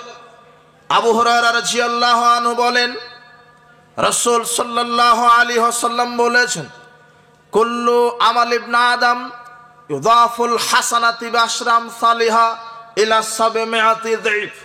আদম সন্তানের একটা আমলের নেকি 1 থেকে 10 করা হয়, 10 থেকে 700 করা হয়। ক্বাল আল্লাহু তাআলা ইল্লা সাওম, তবে আল্লাহ বলছেন না সিয়াম ব্যতীত। ফাইন্নাহু লি ওয়া আনা আজজি বিহি, কেন সিয়ামের তো নেকি হবে না। কেন? সিয়াম আমার জন্য রাখে মানুষ, আর সিয়ামের প্রতিদান আমি আল্লাহ নিজে দিব। সিয়ামের প্রতিদান আমি আল্লাহ নিজে দিব। এখানে আর একটা কথা আপনাকে বলে রাখি, পৃথিবীতে 3টা আমল আছে, 3টা আমলের কোনো নেকি নাই। 3টা আমল আছে, 3টা আমলের কোনো নেকি নাই। এক, সিয়াম, সিয়ামের কোনো নেকি নাই। সিয়ামের প্রতিদান আল্লাহ নিজে দিবেন। তার 2টা আল্লাহ প্রকাশই করেছেন। একটা প্রকাশ করেছেন এইভাবে যে আমার সাথে সায়েমেরা বিচার মাঠে আমার সাক্ষাৎ লাভ করবে, এটা বিচার মাঠে। আর এখানে আর একটা পাওয়া যায়, আল্লাহর সাথে সাক্ষাৎ তো জাহান্নামে হবে না, কোথায় হবে? জান্নাত। তার মানে সিয়ামের প্রতিদান সরাসরি জান্নাত, কোনো নেকি নাই। 2, ধৈর্য। ধৈর্য। রাসূল সাল্লাল্লাহু আলাইহি ওয়াসাল্লাম বলছেন হাদিসে কুদসিতে, আল্লাহ সুবহানাহু ওয়া তাআলা বলছেন, ইয়া ইবনে আদম ইন সাবারতা ওয়াহতাসাবতা ইনদা সাদমাতিল উলা। হে আদমের বাচ্চারা শোনো, তোমরা ধৈর্য ধারণ করো, প্রথমে ধৈর্য ধারণ করো। মানুষকে 2 ঘন্টা গালি দেওয়ার পরে আর বলবেন না যে না এখন আর গালি দিব না, এখন ধৈর্য ধারণ করি, এটা ধৈর্য নয়। প্রথমে ধৈর্য। বিপদ এসেছে, ধৈর্য। আপনার ব্যবসা বাণিজ্য, কৃষি, গরু ছাগল, চাকরি চলে গেছে, মারা গেছে, ক্ষতি হয়েছে, ধৈর্য। মামলায় পড়েছেন, ধৈর্য। মানুষ আপনাকে গালি দেয়, ধৈর্য। বিপদে পড়েছেন, ধৈর্য। সন্তান জন্মগ্রহণ করার পরে এই তো 2 মিনিট পরে মারা গেছে, ধৈর্য। আল্লাহ জন্ম দিয়েছিলেন, আল্লাহ এই সন্তানকে পৃথিবীতে জন্ম দিয়েছেন, আল্লাহ নিয়েছেন, এটা ধৈর্য ধারণ করেন। ফসল নষ্ট করেছেন আল্লাহ, আবার দিতে পারে আল্লাহ। সন্তান কেড়ে নিয়েছে আল্লাহ, আবার দিতে পারে আল্লাহ। 1 কোটি টাকা লস করেছেন আল্লাহ, 500 কোটি টাকা লাভ করবেন কে? আল্লাহ। মুমিনের জীবন আশ্চর্যজনক, সে কোনোদিন ঘাবড়ায় না। সে সব সময় বলে, বিপদে পড়লেও বলে আলহামদুলিল্লাহ, আবার ক্ষতির মধ্যে থাকলেও বলে আলহামদুলিল্লাহ। এই জন্য ধৈর্য ধারণ করতে হবে সার্বিক জীবনে। আর সবচেয়ে বড় ধৈর্য হলো, বিপদ থেকে ধৈর্য ধরার নাম নয়, সবচেয়ে বড় ধৈর্য হলো পাপ কাজ থেকে নিজেকে কন্ট্রোলে রাখা। এখন পাপের মাধ্যম সব জায়গাতে, পাপের মাধ্যম। এখন আপনার দুয়ারে পাপ এসে নক দেয়। মোবাইল অন করলেই ল্যাংটা নারী, পাপ এখন সস্তা হয়ে গেছে। মোবাইল অন করলেই ল্যাংটা নারী নাচে, গান বাজনা। আগে মিথ্যা কথা বলা লাগতো, 2 দিন পরে ভাইয়ের সাথে সাক্ষাৎ করে বলা লাগতো, ভাই আমি অমুক তারিখে এখানে ছিলাম। আর এখন মোবাইলে বলছে আপনি আছেন কানসাটে, আপনি বলছেন যে আমি আছি শিবগঞ্জে, মোবাইলে। এটা এখন পাপ সহজ হয়ে গেছে। আগে সিনেমা দেখতে যুবক যুবতী যেত 100 কিলো 200 কিলো দূরে হলে গিয়ে সিনেমা দেখতো, আর এখন ঘরের ভিতরে আপনার এই মোবাইলে সিনেমা, মোবাইলে গান, মোবাইলে নাটক। আগে গেমস খেলার জন্য মোড়ে মোড়ে যেত, আর এখন মোবাইলে গেমস। কথা বুঝেননি মনে হয়? পাপ এখন খুব সহজ। আগে মানুষ জেনা করার জন্য কোথায় কোথায় যেত, আর এখন সব জায়গাতে জেনার কারখানা। এখানে পার্ক, ওখানে মোড়, এখানে স্টেশন, ওখানে এই, ওখানে সেই। জেনা বেশি, গান বাজনা বেশি। আর যুবক, তুমি গান বাজনা শ্রবণ না করলে ঘুমাতে পারো না। তুমি গান বাজনা শ্রবণ করো, তুমি 31 নাইট পালন করো। আবার এই যে আপনার 14 ফেব্রুয়ারি আসবে বিশ্ব কুত্তাকুত্তি দিবস, তুমি এটাকে মূল্যায়ন করবে, রাত জেগে যে গান বাজনা শ্রবণ করবে। সাবধান! গান বাজনা যারা শ্রবণ করেন, আল্লাহর নবী বলেছেন এরা শূকর এবং বানর, এরা শূকর এবং বানর। যারা গান বাজনা শ্রবণ করে শূকর এবং বানর, উলাইকা লাহুম আযাবুম মুহিন। আল্লাহ বলছেন যারা গান বাজনা শ্রবণ করবে এদেরকে আমি অবমাননাকর জাহান্নামের শাস্তি দিব। আল্লাহর নবী বলছেন, রাসূল সাল্লাল্লাহু আলাইহি ওয়াসাল্লাম বলছেন, গান বাজনা আল্লাহ সুবহানাহু ওয়া তাআলা হারাম করেছেন, মাদক হারাম করেছেন। হে যুবক, তুমি সিনেমা থেকে, গান থেকে ফিরে আসো। এই দেশের যত সিনেমাখুর, গানখুর আছে, যত নাটকখুর আছে, নাটক, গান, সিনেমা এই নির্মাণ করা হয় এই জেনাবৃত্তি প্রকাশ করার জন্য। এরা নাটক, সিনেমা, এই যৌন সুরসুরি দিয়ে বাংলার ছেলে মেয়েকে জেনার ডেরা নিক্ষেপ করে ইমানকে নষ্ট করছে এক এক শ্রেণীর এই যৌনের দালালেরা। তুমি নাটক সিনেমাকে ত্যাগ করো, নাটক সিনেমাকে ত্যাগ করো। আল্লাহ নবী বলছেন লা তাবিউল কায়নাত ওয়ালা তাশতারুহুন্না, গান বাজনা ক্রয় বিক্রয় করো না। ওয়ালা তুআল্লিমুহুন্না, ছেলে মেয়েকে গান বাজনা শিক্ষা দিও না। ওয়া সামানুহুন্না হারাম, গান বাজনা নাটক সিনেমার ব্যবসা হারাম। লা খায়রা ফি তিজারাতিন, গান বাজনা নাটক সিনেমার ব্যবসাতে কোনো কল্যাণ, কোনো লাভ নাই। ইতিহাস সাক্ষ্য, যারা সিনেমাখুর হয়, নাটকখুর হয়, গানখুর হয়, এরা ব্যবসাতে লাভজনক হতে পারে না। এরা মৃত্যুর সময় প্যারালাইজড হয়ে মরে, টাকার অভাবে, চিকিৎসার অভাবে এরা পঙ্গু হয়ে টয়লেটের ভিতরে এরা মরে পড়ে থাকে। এরা আল্লাহর পক্ষ থেকে গজব, তোমাকেও মরবে। যুবক, তুমি তোমার বোনকে বিবাহ দিয়েছো, হুজুর নিয়ে এসেছো, কালেমা পড়ে বিবাহ দিল, ওটা নয় রসুলের তরিকা হলো, কিন্তু গান বাজনা বাজালেন, ওটা কার তরিকা হলো? তোমার বাপ হাজী সাহেব মেয়েকে বিবাহ দেয় গান বাজনা শ্রবণ করিয়ে। আজকে গান বাজনা বাদ্যযন্ত্র বাজিয়ে মাটিকে কাঁপিয়ে দিচ্ছ, তুমি মরে দেখো মাটি তোমাকে কিভাবে কাঁপায়। আজকে তুমি তওবা করো, আজকে তুমি এখান থেকে তওবা করো। কোনোদিন আর ইয়ারফোন কানে দিবে না। গান লাইন দিয়ে ইয়ারফোন দাও কানে, যাতে কোরআন তেলাওয়াত শুনতে পাও। কথা বুঝেননি মনে হয়? তুমি এভাবে গান শোনো কেন? তুমি গানের আড্ডায় থাকো কেন? জুয়ার আড্ডায়, মদের আড্ডায় থাকো কেন? বলছিলাম উপস্থিত বৈঠকের মুসলিম দিনী ভাই বোন, রমাদান মাস পাপ ক্ষমার মাস। বেশি বেশি তওবা করবেন, ইস্তেগফার পাঠ করবেন। এরপরে কি করবেন? রাসূল সাল্লাল্লাহু আলাইহি ওয়াসাল্লাম বলছেন যে তিনটে হাদিস থেকে বোঝা যায় তিনটা আমলের কোনো নেকি নাই, নগদ জান্নাত। তার একটা হলো কি বলেছি? সিয়াম। 2 নম্বর কি বলেছি? ধৈর্য। আর সবচাইতে বড় ধৈর্য বলতে কি বুঝেছি? পাপ থেকে বিরত থাকা। মানে একটা নারী তোমাকে বলবে আসো পার্কে ঘুরতে যাই, তখন তুমি যদি বলতে পারো ইন্না আখাফুল্লাহ, না না না আমি আল্লাহকে ভয় করি। হে যুবক, তুমি যদি বলতে পারো নারীকে আমি আল্লাহকে ভয় করি, তাহলে আল্লাহ তোমাকে স্পেশাল মেহমান হিসেবে আরশের নিচে জায়গা করে দেবে। তাহলে তুমি বলো পাপ থেকে বিরত থাকো, এটা সবচেয়ে ধৈর্য। সামনে আছে দুর্নীতির কোটি কোটি টাকা, তুমি নিবে না কেন? তুমি ধৈর্য ধারণ করেছো। কোথায় থেকে? পাপ থেকে। কথা বুঝেনি মনে হয়? সামনে হাজার হাজার নারী, জেনা, ল্যাংটা নারী, উলঙ্গ নারী, দুর্গন্ধযুক্ত নারী, তুমি ধৈর্য ধারণ করো। তুমি যদি এই নারী থেকে ধৈর্য ধারণ করতে পারো, তাহলে আল্লাহ তোমাকে জান্নাতে এমন নারীর ব্যবস্থা করেছেন, যেই নারীর একটা নখ যদি দুনিয়াতে প্রকাশ পায়, তাহলে সূর্যের আলো আর দেখা যাবে না। যদি ওই নারীর একটা ওড়না যদি দুনিয়াতে প্রকাশ পায়, তাহলে আকাশ জমিন বিক্রি করলে একটা ওড়নার মূল্য হবে না। তুমি অযথা পচা নারীর পিছনে ঘুরছো কেন? অযথা। যে অজু গোসল পেশাব পায়খানা জানে না, খায় পায়খানা করে দিন কাটায়, ওর পিছনে ঘুরো কেন? তুমি এমনি পুরুষও আল্লাহ তোমার জন্য এমনিতেই সৎভাবে একটা নারীর ব্যবস্থা। আর ক্ষমতা থাকলে, পুরুষত্ব থাকলে আল্লাহ বলেছেন 4টা বিবাহ করো। কয়টা? তুমি কাপুরুষের মতো একটার পিছনে ঘুরতে গিয়ে টাকা শেষ, যৌবনও শেষ, ক্যারিয়ারও শেষ। তোমার মতো গাধা, বান্দর, ইতর আকাশের নিচে আর নাই। তুমি কেন ল্যাংটা নারীর পিছনে ঘুরো? তুমি কেন ঘুরবে? পাপ থেকে বেঁচে থাকো। চোখের সামনে ঘুষের 5 কোটি টাকা তুমি নিবে না। কাকে ভয় করছো? এই যে তুমি ধৈর্য ধারণ করলে, এটা হলো সবচাইতে বড় ধৈর্য। আল্লাহ বলছেন অনাহান নাফসানিল হাওয়া, যে প্রবৃত্তিকে কন্ট্রোল করতে পারে মাদক থেকে, ঘুষ থেকে, জুয়া থেকে, দুর্নীতি থেকে, সুদ থেকে, যৌনতা থেকে, গান বাজনা থেকে, জুয়া থেকে, লটারি থেকে নিজের প্রবৃত্তিকে যে বাঁচিয়ে রাখবে, ফাইনাল জান্নাতা হিয়াল মাওয়া, আমি তার উপরে জান্নাতুল মাওয়াকে ওয়াজিব করে দিব। এটাই সবচেয়ে বড় ধৈর্য। ধৈর্য ধারণ করো। আর ধৈর্যের প্রতিদান কি? আল্লাহ বলছেন লামারদালাকা সাওয়াবান, আমি তোমাকে নেকি দিয়ে ছোট হব না, আমি তোমাকে নেকি দিয়ে ছোট করব না, আমি তোমাকে নেকি দিয়ে সন্তুষ্ট হব না। দুনাল জান্নাহ, নেকির প্রতি ধৈর্যের প্রতিদান আমি সরাসরি তোমাকে জান্নাত দিব। কি দিবেন? জান্নাত। 3 নম্বর আমল হজ। আল হজ্জুল মাবরুর লাইসা লাহু জাযা, কবুল হজ। কবুল হজের কোনো নেকি নাই। দুনাল জান্নাহ, কবুল হজের সরাসরি প্রতিদান হচ্ছে জান্নাত। তাহলে কয়টা আমল পাওয়া গেল যার নেকি নাই? 3টে। 1 হলো কি? সিয়াম। 2 হলো ধৈর্য। 3 কি? কবুল হজ। তার মধ্যে এখন আজকের বক্তব্যের সাথে সম্পৃক্ত কোন বিষয় বলো তো? সিয়াম। সিয়ামের কি নাই? নেকি নাই, সরাসরি প্রতিদান কি? জান্নাত। লিসামে ফারহাতান, আর সিয়ামের জন্য দুইটা আনন্দ আছে। কয়টা? ফারহাতুন ইনদা ফিতরিহি, ইফতার করার সময় একটা আনন্দ। যে সারাদিন সিয়াম রাখার পর ইফতার নিয়ে বসে, তার যে কত আনন্দ।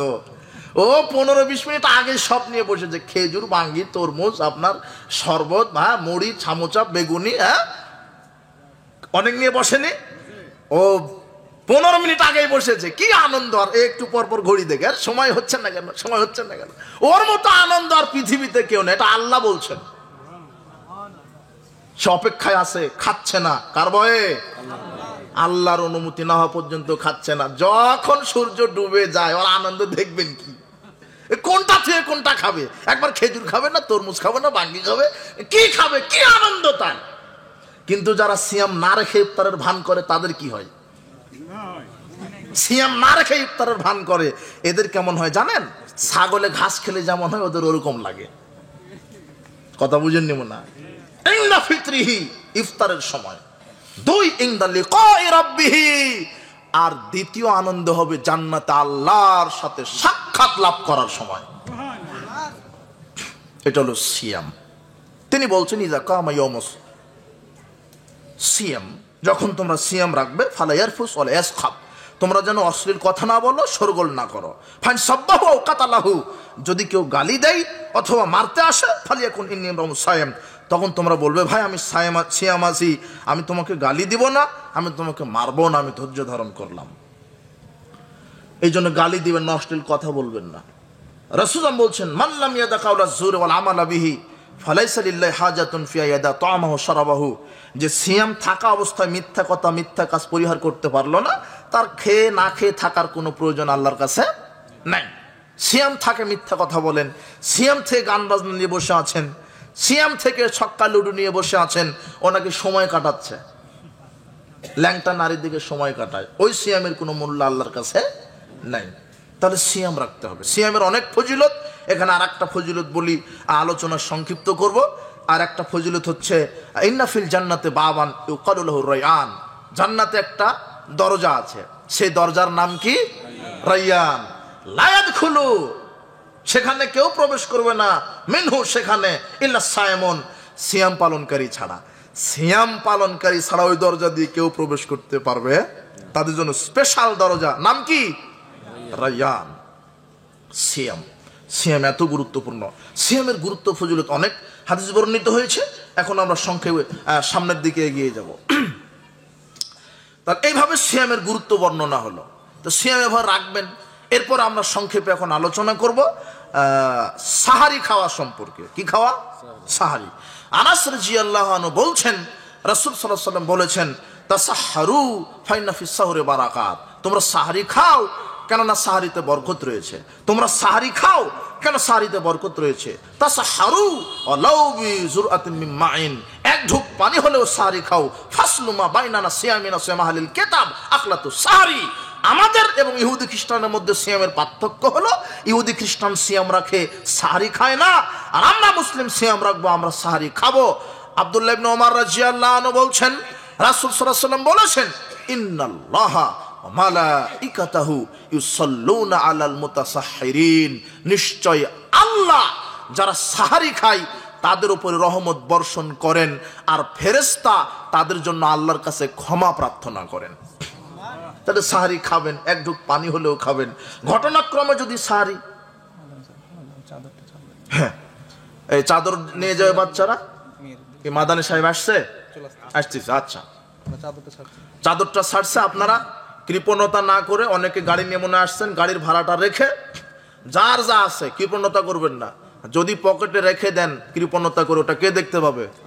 যার যা আছে দিয়ে দিবেন। এই যে যুবকেরা একটা প্রোগ্রামটা করেছে, আপনারা সামনে এরকম প্রোগ্রাম হোক, জি চাই।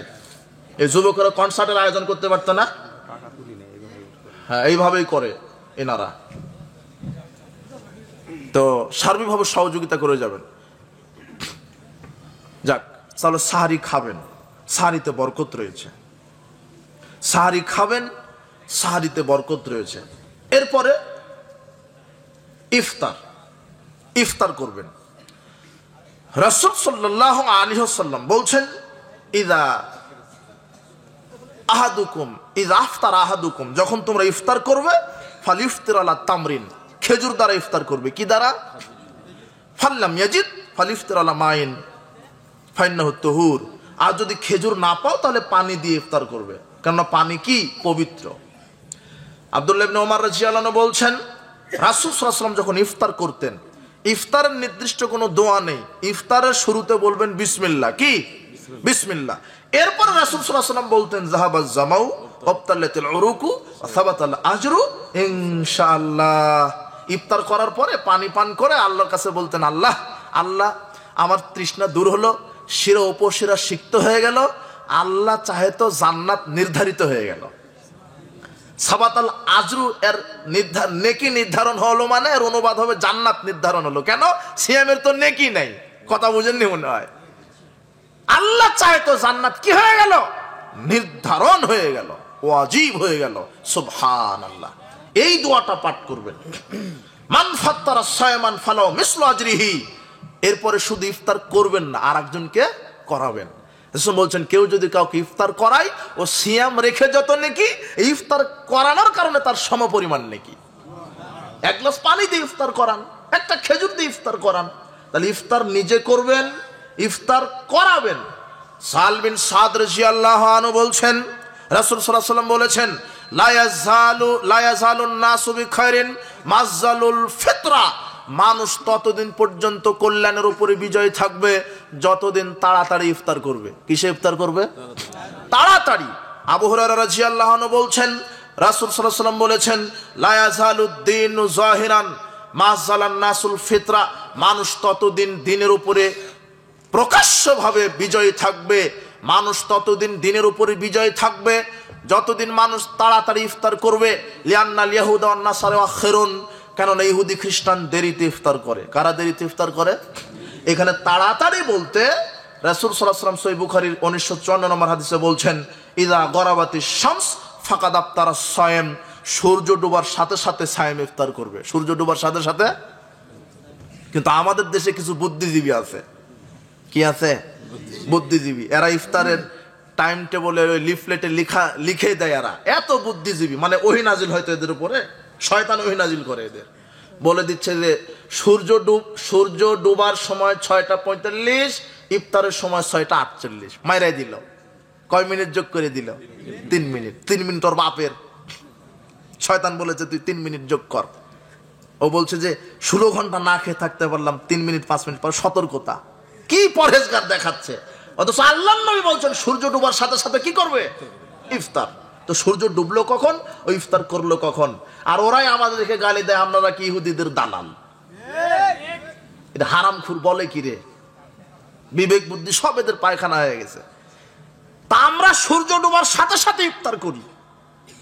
আল্লাহর নবী বলছেন লিআন্নাল ইয়াহুদা ওয়ান নাসারা আখিরুন, ইহুদি খ্রিস্টান দেরিতে ইফতার করে। তো আমরা সূর্য ডুবার সাথে সাথে ইফতার করে ওদের দালালি করলাম, না আপনারা দেরিতে ইফতার করে আপনারা দালালি করলেন? কথা বুঝেননি মনে হয়। তার মানে যারাই সতর্কতামূলক নিজের যুক্তি ইজতিহাদ খাটিয়ে এইভাবে 3 মিনিট 5 মিনিট যোগ করে দেরিতে ইফতার করছে, তারা ইহুদিদের দালালি করছে।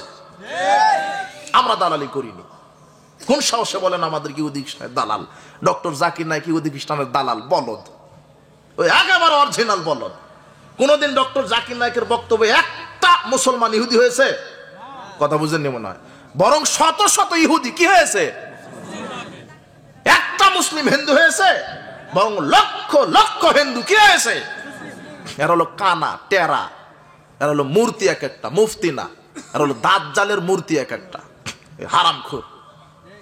কথা বুঝেছেন? আহলে হাদিস, সালাফ, সালাফি, এটা হলো সুগন্ধির মতো। কিসের মতো? যত নাড়া দিবেন তত প্রসারিত হবে। একটা মসজিদ ভেঙে দিবেন, 100টা আহলে হাদিস মসজিদ আল্লাহ প্রতিষ্ঠিত করে দিবে বাংলার জমিনে। একটা প্রোগ্রাম বন্ধ করবেন থানাতে গিয়ে, আরো 10টা প্রোগ্রাম করার জন্য আহলে হাদিসের যুবকেরা রেডি হয়ে আছে। আহলে হাদিস মুভমেন্ট এই আন্দোলনকে দাবিয়ে রাখতে পারবে না। ফেরাউন ডুবে মরেছে, নমরুদ জুতার বাড়ি খেয়ে বিদায় নিয়েছে। আজকেও যদি আহলে হাদিসের বিরুদ্ধে কেউ ষড়যন্ত্র করে, সেই আল্লাহ আজও তাদেরকে ডোবানোর জন্য রেডি হয়ে আছেন, তার বাড়ি দিয়ে বিদায় করার জন্য রেডি হয়ে আছেন। এই জন্য সাবধান। আজকে সারা বিশ্বময় কোরআন এবং সহিহ হাদিসের জোয়ার উঠেছে। সকল বিধান বাতিল করো, ওহির বিধান কায়েম করো। আরে 5 আগস্টের ছাত্রদের আন্দোলন শুধু মূর্তি ভেঙেছে। এইবারে আহলে হাদিস আন্দোলন এটা বলছে যে আগামীতে আহলে হাদিস যুব সমাজ যদি তাওহীদের ঝান্ডা নিয়ে এই জাহেলিয়াতকে লাথি মারে, যেদিন বাংলাদেশের এই 16 কোটি, এই 18 কোটি মুসলমান, 18 কোটি মুসলমান যেদিন ঘরে ঘরে রাস্তায় এসে বলবে সকল বিধান বাতিল করো, ওহির বিধান কায়েম করো, সেই দিন বাংলাদেশে রাত ইসলাম কায়েম হয়ে যাবে ইনশাআল্লাহ। এই বুলেট ব্যালেট দিয়ে ইসলাম কায়েম হবে না। বুলেট ব্যালেট দিয়ে ভণ্ডরা নেতা হয়, সুরেরা নেতা হয়, দুর্নীতিবাজেরা নেতা হয়। একটা নেতা হতে লাগে 10 কোটি, 20 কোটি, 100 কোটি। ও 100 কোটি খরচ করে 1000 কোটি চুরি করার ধান্দা দেয়। সাবধান। এই জন্য সালাফি মানহাজ আহলে হাদিসের ছায়াতলে আসবেন। আর আপনাদেরকে দাওয়াত দিই, আগামী 13 এবং 14 ফেব্রুয়ারি বৃহস্পতিবার, শুক্রবার আহলে হাদিস আন্দোলন বাংলাদেশ আহলে যুব সংঘ কর্তৃক তাবলিগি ইজতেমা প্রফেসর ডক্টর মোহাম্মদ আসাদুল্লাহ গালিবের নেতৃত্বে অনুষ্ঠিত হবে। আপনাদেরকে আমরা আহ্বান জানাই, আপনারা সেখানে যাবেন, সার্বভাবে সহযোগিতা করবেন আর আল্লাহর নিকটে দোয়া করবেন, আল্লাহ তুমি এই ইজতেমাকে পরিপূর্ণভাবে কবুল করে নাও, আমিন। আপনাদের কাছে দাওয়াত থাকলো। তাহলে ইফতারের কথা হলো, তারপরে কি আর কি কথা হলো? সারির কথা হলো। আর কোনো বিষয় ছুটে গেল, হয়তো বা অনেক কিছুই ছুটে যেতে পারে। সিয়াম ভঙ্গের কারণ, অনেকে মনে করে যে বমন হয়ে গেলে সিয়াম ভেঙে যায়। অনেক অনেক যুবক আছে সিয়াম রাখতে রাখতে স্বপ্নদোষ হয়েছে, ও মনে করে সিয়াম ভেঙে না। স্বপ্নদোষ হলে সিয়াম ভাঙে না। সিয়াম ভাঙে কি কারণে? ইচ্ছাকৃতভাবে কিছু খেলে বা পান করলে, অথবা খাওয়ার অন্তর্ভুক্ত বিষয়। এমন কিছু ইনজেকশন আছে যে ইনজেকশন দিলে খাওয়ার কাজ করে, ওগুলো নেওয়া যাবে না। তবে রোগের প্রতিষেধক হিসেবে যদি ইনজেকশন নেন, সেটা সিয়াম ভাঙবে না। রক্ত নিলে সিয়াম ভেঙে যায়, দিলে ভাঙে না। আর কি ইচ্ছাকৃতভাবে বমন করলে সিয়াম ভেঙে যায়, ইচ্ছাকৃতভাবে। কিন্তু এমনিতেই বমন হয়েছে, অনেকে মনে করে যে বমন হলে সিয়াম ভেঙে যায়। জি না, সিয়াম ভাঙে না। হস্তমৈথুন করলে সিয়াম ভেঙে যায়, এরপর স্ত্রী মিলন করলে সিয়াম ভেঙে যায়। এগুলি সিয়াম ভঙ্গের কারণ। তো আমরা আল্লাহ সুবহানাহু ওয়া তাআলার দোয়া করি, আল্লাহ আমাদেরকে সুস্থ নেক দীর্ঘ হায়াত দান করুন এবং রমাদানে আমাদেরকে পৌঁছে দেওয়ার তৌফিক দান করুন, আমিন। এবং সুস্থ থেকে যেন আমরা রমাদানে ঈমান এবং নেকির আশায় আমরা যেন সিয়াম পালন করতে পারি, সেই তৌফিক তুমি দান করো। বারাকাল্লাহু ফিকুম, জাযাকুমুল্লাহ খায়র। আখিরু দাওয়ানা আলহামদুলিল্লাহি রাব্বিল আলামিন। আসসালামু আলাইকুম ওয়া রাহমাতুল্লাহি ওয়া বারাকাতুহু। আরেকটি ঘোষণা যে মনে নাই, আমার হাতে আছে, দারুল হাদিস as-সালাফি ইসলামী কমপ্লেক্স।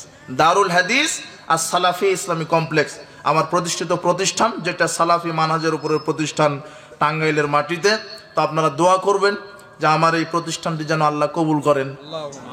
সার্বিকভাবে অন্তঃস্থল থেকে ক্লাসের সাথে আল্লাহর কাছে দোয়া করবেন, যেখানে হেফজ, নুরানি মক্তব আর ক্লাস 1 থেকে 6 পর্যন্ত বাংলা, ইংরেজি, আরবি এগুলি পড়াশোনা করানো হয়, দার্স দেওয়া হয়। তো সার্বিকভাবে দোয়ার দরখাস্ত, আল্লাহ তুমি আমাদের এই আন্দোলন, মুভমেন্ট, এই সালাফে আকীদা মানহাজের প্রতিষ্ঠার জন্য যত মসজিদ মাদ্রাসা আছে সবগুলি তুমি কবুল করে নাও। আসসালামু আলাইকুম ওয়া রাহমাতুল্লাহি ওয়া বারাকাতুহু।